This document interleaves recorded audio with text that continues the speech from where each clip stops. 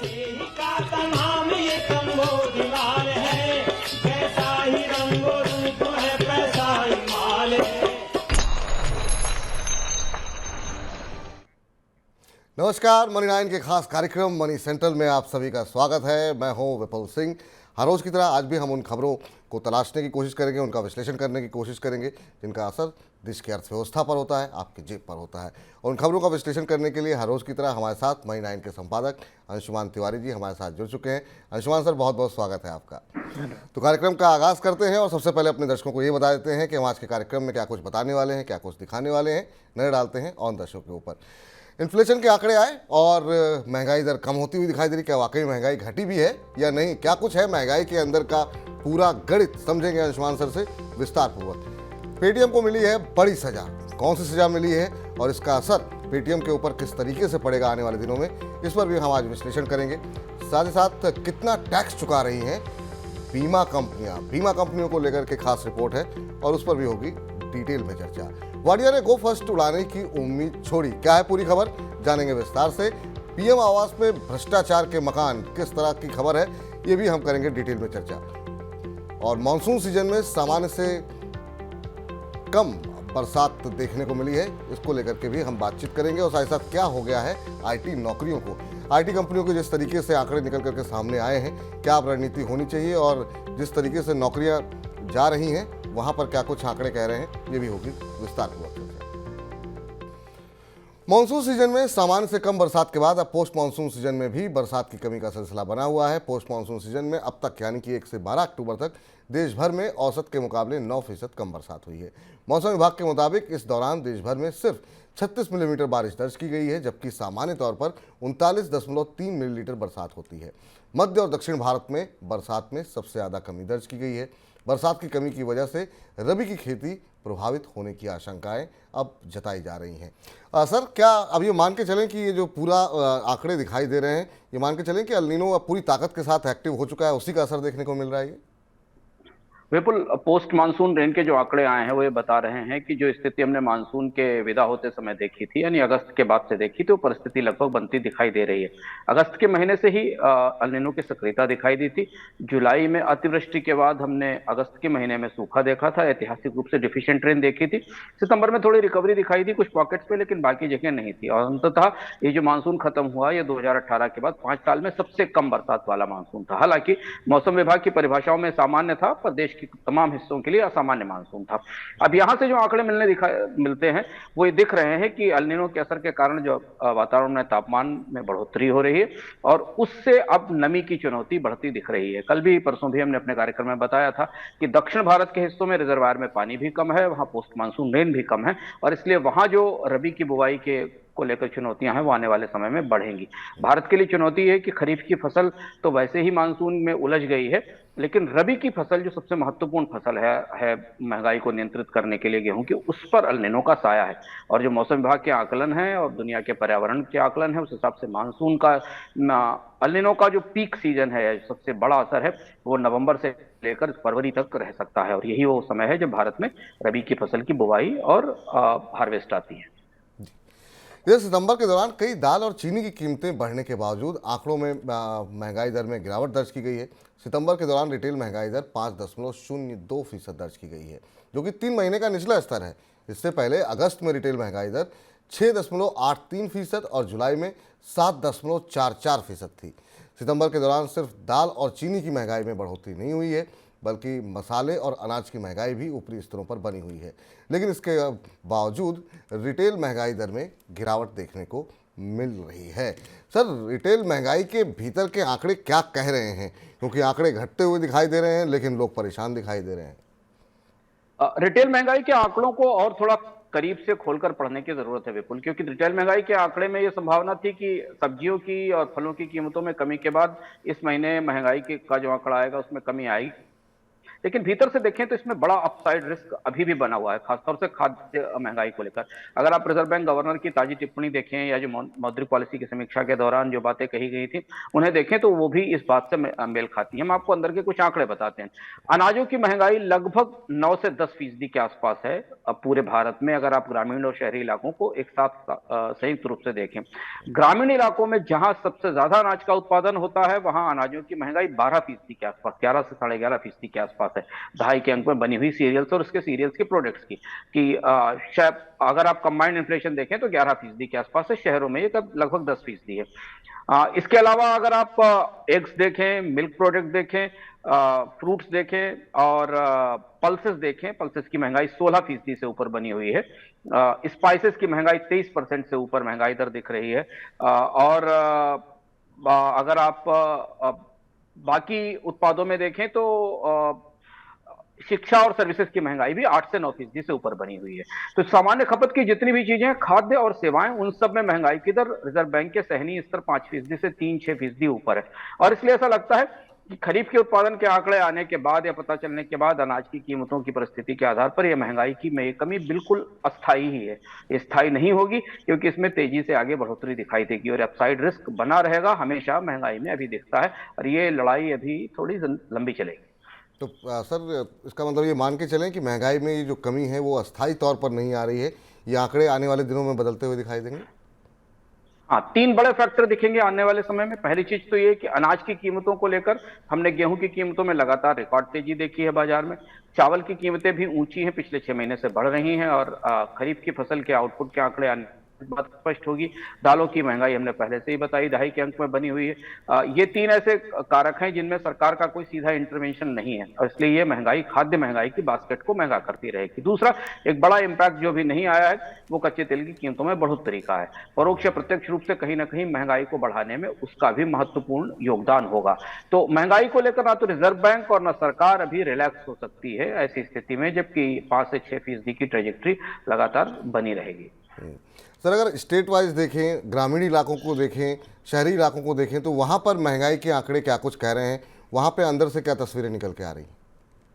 ग्रामीण और शहरी इलाकों की महंगाई में ग्रामीण इलाकों में कई मामलों की महंगाई में, हम आंकड़ा देख रहे थे करीब से, ग्रामीण इलाकों में कई चीजों की सरप्राइजिंगली महंगाई शहरी इलाकों से काफी ज्यादा दिख रही है। इसमें खाद्य उत्पादों की महंगाई खास तौर पर ग्रामीण इलाकों में महंगी है, जबकि आमतौर पर गांव में खाना सस्ता होता है। लेकिन महंगाई का आंकड़ा बता रहा है कि खाद्य उत्पादों की महंगाई वहां शहरी इलाकों से करीब करीब 2% ज्यादा है। और ओवरऑल जो ग्रामीण इन्फ्लेशन है, अगर आप आंकड़े को करीब से देखें तो ग्रामीण इलाकों में जो फूड की इन्फ्लेशन है वो शहरी इलाकों से थोड़ी ओवरऑल फूड इन्फ्लेशन कम है, पर अनाज की कीमतें ज्यादा हैं। लेकिन दोनों जगह अब शहरी और ग्रामीण इलाकों में महंगाई की तो 6% से औसत ऊपर बनी हुई है। राज्यों में परिस्थिति थोड़ी फर्क है। राज्यों में भी ज्यादातर राज्य, हमें कुछ राज्यों को छोड़ दें तो ज्यादातर राज्य ऐसे हैं जिनमें महंगाई का जो औसत स्तर इस महीने निकल कर आया ताजे आंकड़े में, उससे ऊपर हमें महंगाई दिखाई देती है। राजस्थान में महंगाई 6% से ऊपर है, जो चुनाव वाला राज्य है। मध्य प्रदेश की महंगाई दर में थोड़ी कमी दिख रही है, 4% के आसपास दिखाई दे रही है। महाराष्ट्र में करीब 5% के आसपास की महंगाई है। कर्नाटक में 6% के से ऊपर महंगाई की दर दिखाई दे रही है। हरियाणा में 6.49% की महंगाई दर है। मैन्युफैक्चरिंग, माइनिंग और पावर सेक्टर में बेहतर प्रदर्शन की वजह से अगस्त में इंडस्ट्रियल प्रोडक्शन यानी कि आईआईपी ग्रोथ 14 महीने के उच्चतम स्तर 10.3% पर रही। 6 में से 3 क्षेत्रों में दहाई अंक में बढ़ोतरी देखी गई है। जुलाई के दौरान आईआईपी 6% थी, जबकि पिछले साल अगस्त में की ग्रोथ में 0.7% की गिरावट देखने को मिली थी। सर, क्या आईआईपी की ग्रोथ से ऐसा लग रहा है कि सितंबर तिमाही में जीडीपी ग्रोथ में भी थोड़ा इजाफा देखने को मिलेगा? ये आंकड़ा थोड़ा सेटल होने के बाद पता चलेगा, लेकिन हमें जो आईआईपी के ताजे आंकड़े मिल रहे हैं वो थोड़ा संतोष जगाते हैं। और उसकी वजह है कि ये समय वैसे भी त्योहारों के उत्पादन का होता है और कंपनियां इस तिमाही में फेस्टिवल का सीजन जो अक्टूबर नवंबर में आता है उसके लिए उत्पादन करती हैं, तो उसका असर हमें उत्पादन बढ़ोतरी में दिखाई दे रहा है। लेकिन अगर ये ग्रोथ सस्टेन करती है अगले 1 और महीने तक और पूरे तिमाही में रहती है तो जीडीपी के आकलन में थोड़ा फर्क पड़ेगा। इधर आरबीआई ने पेटीएम पेमेंट्स बैंक पर ग्राहकों के लिए केवाईसी नियमों के उल्लंघन पर 5.39 करोड़ रुपए का जुर्माना लगाया है। पेटीएम बैंक को आरबीआई के दिशा निर्देशों, साइबर सुरक्षा और यूपीआई समेत मोबाइल बैंकिंग के नियमों के उल्लंघन का दोषी पाया गया है, जिसके बाद ये जुर्माना लगाया गया है। सर, आखिर में पेटीएम की तरफ से किन केवाईसी नियमों का उल्लंघन हो रहा था? क्या कुछ बातें सामने निकल कर के आई हैं? ये बड़ी सजा है जो पेटीएम को मिली है और रिजर्व बैंक लगातार सख्ती कर रहा है। अभी हमने आपको बताया था, बैंक ऑफ बड़ौदा को भी ऐसे ही मामले में सजा मिली थी, जहां उसको अपने ऐप के डाउनलोड कराने में और सिक्योरिटी के नियमों को में बदलाव किया गया था। पर पेटीएम का मामला थोड़ा गंभीर दिखता है। आरबीआई ने 2016 में पेमेंट बैंक्स के लिए लाइसेंसिंग के नॉर्म्स जारी किए थे। इनके हिसाब से जो साइबर सिक्योरिटी फ्रेमवर्क तय किया गया था, मिनिमम बैलेंस के नियम तय किए गए थे, केवाईसी जो ग्राहकों का केवाईसी है उनकी जो पहचान है उसके नए नियम तय किए गए थे। इन तीनों मामलों में पेटीएम पेमेंट बैंक को तमाम खामियां और उल्लंघन करते हुए पाया गया है।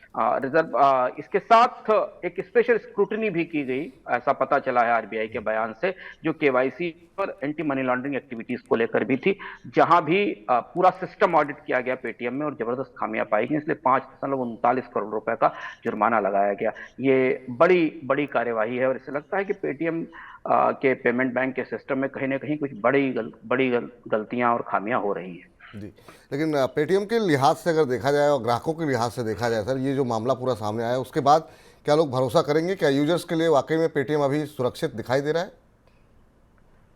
उपभोक्ताओं के लिए तो सुरक्षित है, लेकिन चिंता की बात है कि इसमें साइबर सिक्योरिटी के इशू भी निकल कर आए हैं, जैसे कि कई सारे सूचनाओं की सही सुरक्षा पेटीएम में नहीं दिखाई दे रही है। जो एंटिटीज जिनको ऑनबोर्ड किया गया, जिन बेनिफिशियल लोगों को या जिन लोगों को उसमें अकाउंट खोले गए, उनकी सही रिस्क प्रोफाइलिंग नहीं की गई। तो रेगुलेटरी साइड से पेटीएम का ढांचा थोड़ा डामाडोल सा दिख रहा है और इसलिए अभी ग्राहकों के लिए तो सुरक्षित है, पर चिंता की बात शेयरधारकों के लिए है, क्योंकि आरबीआई की ये बड़ी कार्रवाई पेटीएम के शेयरधारकों के लिए अच्छी नहीं है। कंपनी की साख पर असर पड़ेगा और ये लगातार ऐसा हो रहा है पिछले एक साल में, जब आरबीआई के नियमों में की चपेट में, आरबीआई की सख्ती की चपेट में पेटीएम आ रहा है। जी, और इसी की वजह से हमने देखा शुक्रवार को जो पेटीएम के शेयर में शुरुआती दौर में 1% से ज़्यादा की गिरावट देखने को मिल रही थी। हालांकि बाद में थोड़ी रिकवरी जरूर देखने को मिली, लेकिन तब भी शेयर लाल निशान में ही कामकाज कर रहा था। आयकर विभाग की प्रारंभिक जांच में पता चला है कि कई इंश्योरेंस कंपनियों ने फर्जी खर्च दिखाकर 2017 से लेकर अब तक 30,000 करोड़ रुपए की टैक्स चोरी की है। टैक्स चोरी के आरोपी सभी कंपनियों को आयकर विभाग अब नोटिस भेजने की तैयारी कर रहा है। बकाया वसूलने के लिए इनको टैक्स डिमांड नोटिस भेजा जाएगा। पिछले साल आयकर विभाग ने डीजीआई के साथ मिलकर के ये पूरी जांच शुरू की थी। सर, पहले तो इन कंपनियों को जीएसटी की चोरी का नोटिस आया था और अब इनकम टैक्स डिपार्टमेंट नोटिस भेजने की तैयारी में है। क्या कुछ हो रहा है सर यहाँ पर? बिल्कुल, ये दोनों मामले एक दूसरे से संयुक्त नजर आ रहे हैं। ये 2017 में जीएसटी की शुरुआत के बाद इंश्योरेंस कंपनियों ने बहुत सारे कमीशन के पेमेंट्स पर, बहुत सारे भुगतानों पर सही ढंग से जीएसटी पे नहीं किया था और उस पर जो इनकम की गई थी, तो पहले ये मामला बना जीएसटी के उल्लंघन का, क्योंकि सही ढंग से सर्विस टैक्स पे नहीं किया गया था, और अब ये मामला बन रहा है आयकर की चोरी का, जिसमें 30,000 करोड़ रुपए के आसपास के इनकम की टैक्स की चोरी निकल कर आ रही है। डीजीसीआई इससे अलग 3500 करोड़ रुपए की चोरी पहले से पकड़ चुका है और इसमें 30 बीमा कंपनियां हैं और उसके साथ उनकी 68 इंटरमीडियरीज हैं, जिन कंपनियों के जरिए वो कारोबार करते हैं और उनमें बैंक भी शामिल हैं। इन सब ने मिलकर बीमा के भुगतान, कमीशन और तमाम तरीके के इंसेंटिव्स देने के मामले में टैक्स नियमों का पालन नहीं किया था। इधर कर संकट की वजह से करीब 6 महीने से बंद पड़ी एयरलाइन गो फर्स्ट की दिवालिया प्रक्रिया में इसके प्रमोटर वाडिया समूह भाग नहीं ले रहा है। कंपनी के लिए इंसॉल्वेंसी की प्रक्रिया जुलाई में शुरू हुई थी, जिसके बाद में इसे सितंबर तक बढ़ा दिया गया था, लेकिन वाडिया समूह ने इंसॉल्वेंसी प्रक्रिया में हिस्सा नहीं लिया। वाडिया समूह के इंसॉल्वेंसी से बाहर रहने की वजह से ऐसा संकेत जा रहा है कि समूह इस एयरलाइन से बाहर हो सकता है। वाडिया समूह ने 2005 में इस एयरलाइन की शुरुआत की थी। सर, वाडिया समूह खुद को जो है गो फर्स्ट मामले में आईबीसी में लेकर के गया और अब इस पूरी प्रक्रिया में वो खुद हिस्सा नहीं ले रहा है, तो क्या वो भी ये मान चुके हैं कि अब यहाँ पे कोई भी भविष्य उनको दिखाई नहीं दे रहा है? बिल्कुल, हम लोग शुरुआत से इस मामले पर करीब से नजर रखे हुए हैं और मनी सेंट्रल में हम बता रहे हैं कि इस बात की संभावना कम थी कि वाडिया समूह इस एयरलाइंस को दोबारा हासिल कर सके। हालांकि पूरी पेशबंदी इस बात की थी कि वाडिया समूह पर जो बकायेदारी है उसे आईबीसी में ले जाकर कम कराया जाए, क्रेडिटर्स से डिस्कस से को हेयर कट लेने पर बाध्य किया जाए और उसके बाद ही एयरलाइंस वाडिया समूह के पास ही रहे। लेकिन तब से अब तक काफी कुछ जमीन पर बदल गया और उस बदलाव का नतीजा है कि जब वास्तविक रूप से ये इंसॉल्वेंसी की प्रक्रिया शुरू हुई तो वाडिया समूह जिसके बारे में जिसने शुरुआती व्यवस्थाओं में क्रेडिटर्स से भी बात करनी शुरू की थी, जो इंसॉल्वेंसी प्रोफेशनल अपॉइंट किया गया था उससे भी बात करनी शुरू की थी, उसके साथ एक रिवाइवल प्लान पर भी डिस्कशन शुरू किया था। ये सारी चीजें सामने आ चुकी थी, लेकिन अब जब प्रक्रिया शुरू हुई तो उससे बाहर आ गया। इसमें दो तीन महत्वपूर्ण चीजें दिखाई देती। एक तो ये कि क्रेडिटर्स की तरफ से कोई बड़ी रियायत या राहत देने की बात नहीं की गई वाडिया समूह को। दूसरा जो सबसे महत्वपूर्ण एसेट है किसी भी एयरलाइंस के लिए उसके जहाज हैं। लेजर कंपनियों के साथ विरोध और इतने सब विवाद के बाद अंततः लेजर कंपनियों को अपने जहाजों को लेने का हक, उसका अधिकार मिल गया और इसके बाद वाडिया समूह को उन जहाजों पर भी हक छोड़ना पड़ा। ये दूसरी महत्वपूर्ण बात थी। तीसरी, आप लगातार ध्यान दे रहे होंगे कि जब से वाडिया की गोफस्ट बैंकरप्ट हुई है, ऑफिशियली बैंकरप्ट डिक्लेयर हुई, तब से अभी तक वाडिया समूह सरकार के सामने, डीजीसी के सामने उड़ान का कोई कार्यक्रम नहीं पेश कर पाया। तारीखें बढ़ाती जाती रही कि इस तारीख से उड़ान शुरू होगी और अब ऐसा लग रहा है कि समूह के पास संसाधन और क्षमताएं नहीं बची हैं और वो इस की दिवालिया प्रक्रिया से बाहर होना चाहता है। अब यहाँ पर सबसे बड़ा सवाल अब यही निकल करके आ रहा है कि क्या गो फर्स्ट अब दोबारा उड़ान भर भी पाएगी या नहीं? आपकी क्या प्रतिक्रिया है सर इस पर? है ना, मुश्किल है क्योंकि अभी जो परिस्थिति है उसमें दो तीन बिडर्स दिखाई दे रहे हैं, जिसमें यह भी नाम आया कि नवीन जिंदल का जो पावर एंड जेटविंग्स एयरवेज है ये इसमें एक्सप्रेशन ऑफ इंटरेस्ट शो कर रहा है। हमने देखा है कि जो भी भारत में एयरलाइंस एक बार बैंकरप्ट होती है, जेट एयरवेज की स्थिति आज तक देख लीजिए, तमाम कोशिशों के बाद भी जहाज दोबारा हवा में नहीं दिखाई दिए। जो महत्वपूर्ण एसेट है एयरक्राफ्ट, उनको लेकर बड़ा मुद्दा है और वो एयरक्राफ्ट लीज पर लिए जाते हैं। जब एक बार कंपनी बैंकरप्ट हो जाती है, दिवालिया हो जाती है, तो उसे नए सिरे से विश्वास अर्जित करना एयरक्राफ्ट कंपनियों का, टिकटिंग एजेंट का और बाकी सप्लायर्स का वो बेहद मुश्किल होता है। लेकिन एक और एयरलाइंस है, देखते देखते 3-4 साल में भारत में दूसरी महत्वपूर्ण और बड़ी एयरलाइंस बैंकरप्ट हो गई है और अब इसके रिवाइवल की संभावनाएं थोड़ी सीमित ही दिखाई देती हैं। तो रिवाइवल की संभावनाएं इसकी सीमित दिखाई दे रही हैं और यही एक वजह है कि जो इंडिगो है उसके शेयरों में लगातार मजबूती देखने को मिल रही है। एक तो एयर ट्रैफिक बढ़ा है और दूसरा ये फैसला जो है उसके चलते करीब 1.5-2% के आसपास की मजबूती शुक्रवार को इंडिगो के शेयर में देखने को मिल रही थी। चलिए अब आगे बढ़ते हैं और रुख करते हैं आज की सबसे बड़ी खबर का।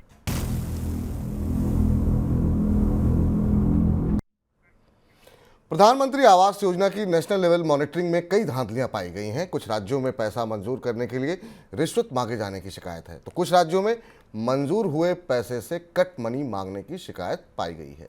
इस योजना के राष्ट्रीय स्तर की मॉनिटरिंग में कुल 3 चरणों में सर्वे हुआ, जिसके तहत पहले चरण में 10 राज्यों के 4051 लाभार्थियों से बातचीत हुई।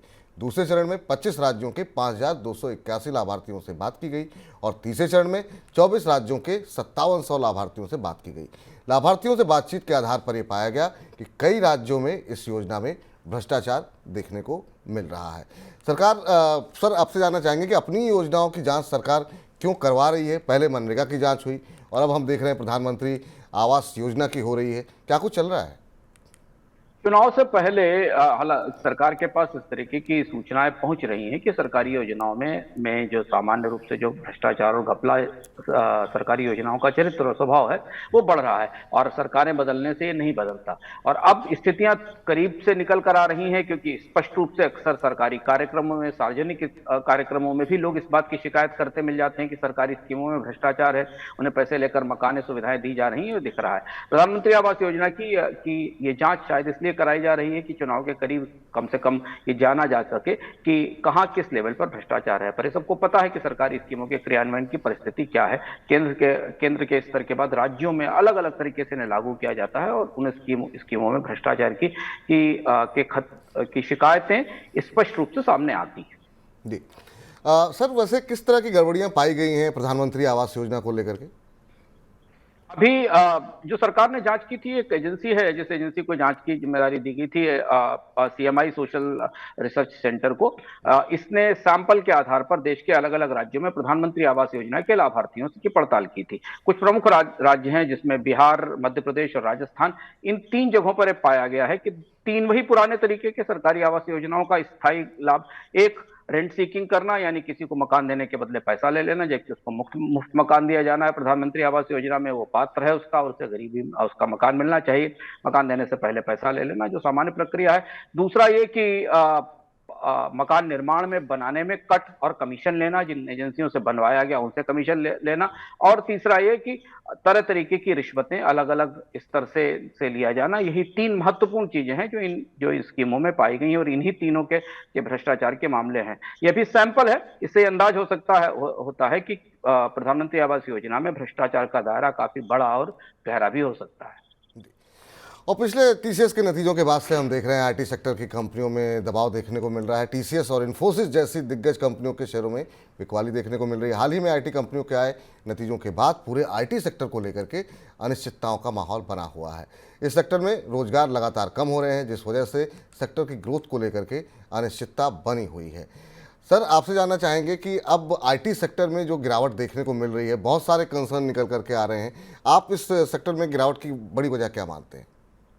आईटी सेक्टर पिछले एक साल से दबाव में हम लगातार देख रहे हैं। भारतीय स्टॉक मार्केट में भी प्रमुख आईटी कंपनियों के शेयर गिर रहे हैं। लेकिन अब जो नए नतीजे निकल कर आ रहे हैं उसमें एक बड़ा पहलू बेरोजगारी का भी है।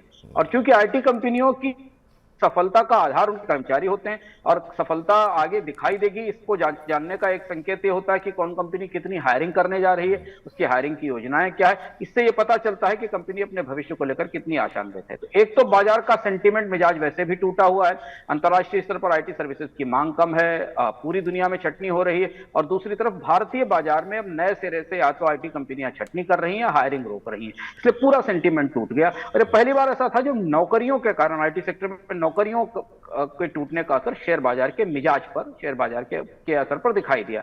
जो सबसे बड़ा ट्रिगर था उसमें इन्फोसिस का था। इन्फोसिस ने कहा कि वो कैंपस प्लेसमेंट बंद कर रही है। बाजार को अच्छा नहीं लगा, क्योंकि बाजार ये मानता है कि आईटी कंपनियां जाएंगी, नई हायरिंग करेंगी तो नई डिमांड निकलेगी। टीसीएस ने नई हायरिंग नहीं की, मना कर दिया। हालांकि टीसीएस ने कहा कि वो एआई इनेबल्ड स्टाफ तैयार कर रहा है, लेकिन जो अपना हेडकाउंट है उसमें 6300 लोगों की कमी दिखाई दे रही है जो टीसीएस करेगी। इसके अलावा अगर आप विप्रो और टेक महिंद्रा बाकी कंपनियों को भी देखें तो इन्होंने या तो छटनी की है या अपनी हायरिंग पूरी तरह रोक दी है। और ये वो परिस्थिति है जिस परिस्थिति के कारण आईटी कंपनियों के स्टॉक्स में गहरी चिंता बनती दिख रही है। सर, ये जो नौकरियों की जो तस्वीर है उसको लेकर के क्या कुछ भविष्य आपको दिखाई दे रहा है? भारतीय आईटी सेक्टर में नौकरियों की तस्वीर क्या दिखाई दे रही है आपको?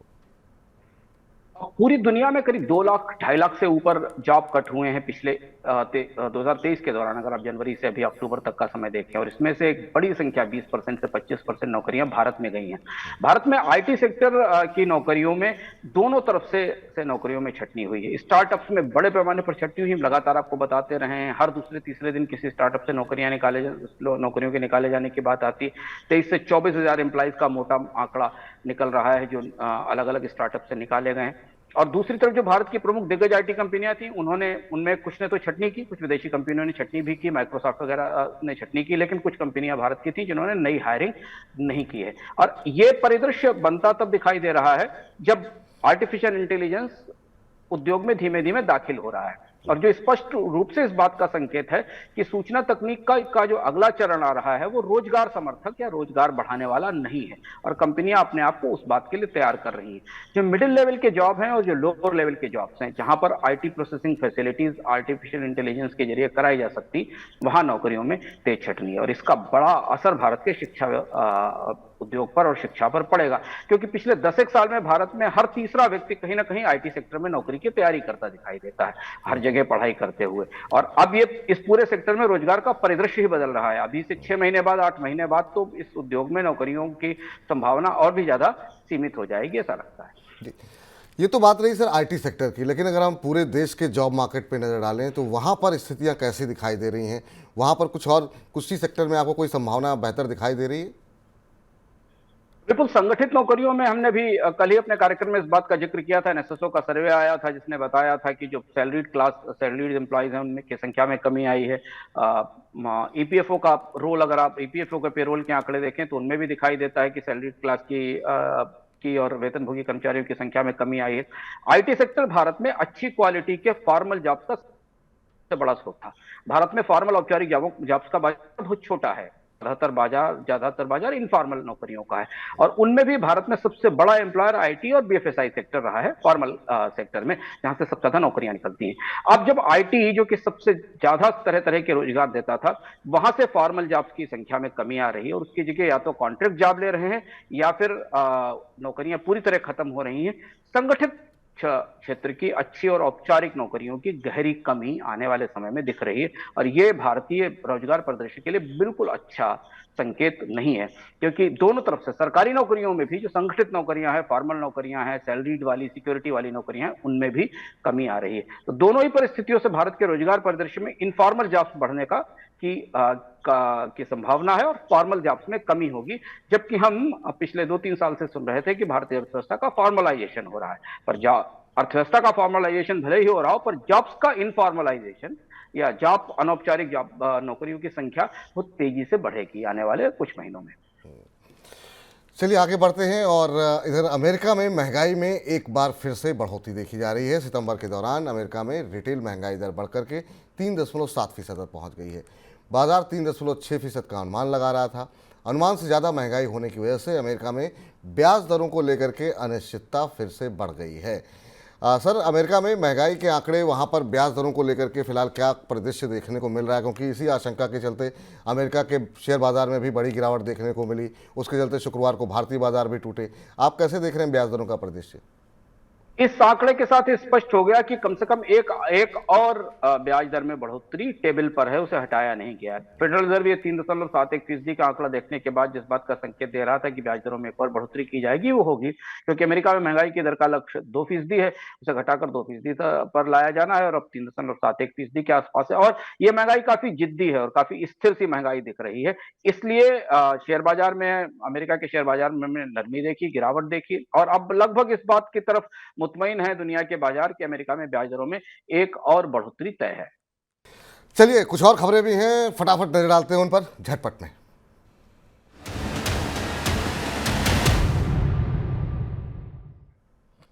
नागरिक उड्डयन मंत्रालय ने एयरक्राफ्ट पायलट के लाइसेंस की वैधता बढ़ा दी है। इसे 5 साल से बढ़ा करके 10 साल कर दिया गया है। इसमें एयरलाइन ट्रांसपोर्ट पायलट लाइसेंस और कमर्शियल पायलट लाइसेंस दोनों शामिल हैं। इससे पहले 2014 में पायलट लाइसेंस की अवधि को 2 साल से बढ़ाकर 5 साल किया गया था। इसके अलावा कुछ एयरक्राफ्ट नियमों में भी कई बदलाव किए गए हैं। अब हवाई अड्डे के दायरे को बढ़ाकर 5 किलोमीटर से बढ़ा करके 5 नॉटिकल माइल्स यानी 9.2 किलोमीटर कर दिया गया है। साथ ही हवाई अड्डे के पास तेज रोशनी करने वालों के खिलाफ कार्रवाई के अधिकार भी बढ़ाए गए हैं। भारतीय रिजर्व बैंक अपने ई-रुपए को विस्तार देने का प्रयास लगातार कर रहा है। ताज़ा प्रयास में आरबीआई ने इंटरबैंक कॉल मनी मार्केट में ई-रुपए के होलसेल सेगमेंट का एक पायलट शुरू किया है। ई-रुपी कॉल मनी पायलट कार्यक्रम में 9 बैंक शामिल हो रहे हैं। इसमें 4 सरकारी बैंक और 5 निजी बैंक शामिल हैं। ये थोक सीबीडीसी का दूसरा सबसे बड़ा परीक्षण है। इससे पहले पिछले साल नवंबर में सरकारी प्रतिभूति बाजार में इसे पेश किया गया था। प्रवर्तन निदेशालय ने चीन की स्मार्टफोन कंपनी वीवो पर बड़ा आरोप लगाया है। ईडी की जांच के अनुसार वीवो ने सरकारी अथॉरिटीज़ को धोखा देने के लिए बड़ी साजिश रची। इसके तहत वीवो ने 2014 में भारत में प्रवेश करने के बाद अधिकतर राज्यों में 19 कंपनियों का बड़ा नेटवर्क तैयार किया था। इस काम में लावा के मैनेजिंग डायरेक्टर ने वीवो और 19 चीनी नागरिकों की मदद की थी। लावा ने इन चीनी नागरिकों को 2013 से 2014 के बीच बिजनेस वीजा प्रदान किया था। ईडी ने इसी हफ्ते वीवो के 3 अधिकारियों सहित लावा के एमडी हरिओम राय को गिरफ्तार भी किया था। इसके अलावा देश भर में 7 क्षेत्रों में सीएनजी रिटेलिंग की शुरू करने के लिए सरकार ने अब बोलियां मंगाई हैं। ऑयल रेगुलेटर, पेट्रोलियम और प्राकृतिक गैस नियामक बोर्ड यानी कि पीएनजीआरबी ने उत्तर पूर्व और जम्मू कश्मीर के 7 क्षेत्रों में सीएनजी खुदरा बिक्री लाइसेंस के लिए बोलियां मांगी हैं। बोर्ड ने अरुणाचल प्रदेश, मेघालय, मणिपुर, नागालैंड, सिक्किम, केंद्र शासित प्रदेश जम्मू कश्मीर और लद्दाख के 7 भौगोलिक क्षेत्रों में सीएनजी की खुदरा बिक्री के लिए बोलियां मांगी हैं। सर, ये कुछ खबरें जो झटपट की थी, आप किसी पर टिप्पणी करना चाहें? रिजर्व बैंक ने ई रूपी का होलसेल पायलट शुरू किया है। हालांकि ई रूपी का रिटेल प्रयोग उतना सफल नहीं रहा। अब लॉन्च हुए काफी समय बीत गया है, पर उसमें बहुत ज्यादा संचालन है, सक्रियता नहीं दिखाई दी। आम उपभोक्ताओं ने ई रूपी का इस्तेमाल करना शुरू नहीं किया। लेकिन पहली बार ऐसा हो रहा है जब आरटीजीएस की जगह ई रूपी में सेटलमेंट किया जाएगा बैंकों के बीच में। इसमें 9 बैंक है, कुछ प्राइवेट है, कुछ सरकारी बैंक है, और इसका और ये जो इसका जो ट्रांजैक्शन है, जो सेटलमेंट है, वो T+0 मोड में किया जाएगा, यानी तुरंत इसके ट्रांजैक्शन सेटल होंगे। देखना होगा कि होलसेल में ई रूपी के ट्रांजैक्शन कैसे काम करते हैं और आरटीजीएस का ये विकल्प बन पाता है या नहीं। लेकिन ई रूपी को बढ़ावा देने के लिए रिजर्व बैंक एक और बड़ी कोशिश बैंकों के जरिए नए सिरे से कर रहा है। जी, चलिए अब मनी सेंट्रल को तो समाप्त करने का वक्त आ गया है, लेकिन सर इस बार का इकोनॉमिकम काफ़ी ज्वलंत विषय पर है और मौजूदा स्थिति से लेकर के इतिहास को परखने की कोशिश आपने की है। क्या कुछ खास रहने वाला है इकोनॉमिकम में आज? इस बार के इकोनॉमिकम को में हम आपको उस युद्ध भूमि के करीब ले चलेंगे जहां इस समय इजराइल और फिलिस्तीन या हमास के बीच युद्ध चल रहा है और उसका असर पूरी दुनिया के बाजारों पर किस तरह से देखा जा रहा है। हम उसे गहराई से समझने की कोशिश करेंगे और यहाँ इतिहास अपने आप को दोहराता हुआ दिख रहा है।